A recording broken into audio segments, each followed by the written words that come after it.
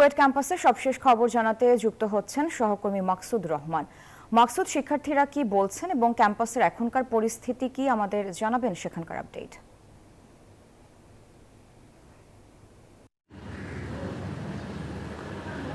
জি ধন্যবাদ সারা।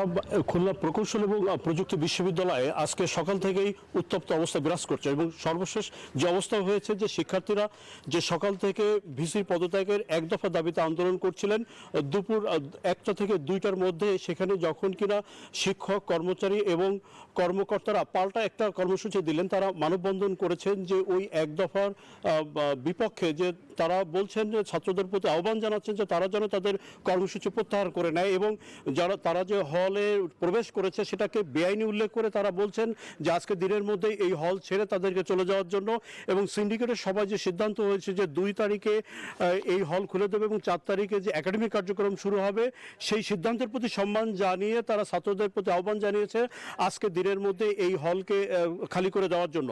কিন্তু বিপরীতে শিক্ষার্থীদের অবস্থান সেই এক দফা দাবিতেই তারা অনড় রয়েছে। তারা বলছেন যে ভিসি এই ক্যাম্পাসে হামলার সাথে জড়িতদের কোনো রকমের শিক্ষার্থীদের সাধারণ শিক্ষার্থীদের নিরাপত্তা দিতে পারে নাই, তাকে এই পদে থাকার কোনো এখতিয়ার নাই। একই সাথে যে 37 জনকে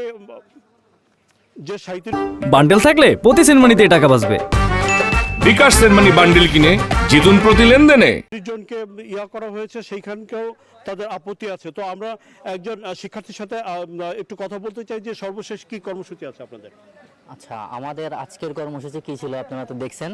আজকের কর্মসূচি কি ছিল দেখছেন, আমরা পোস্টার টাঙাইছি সব জায়গায়।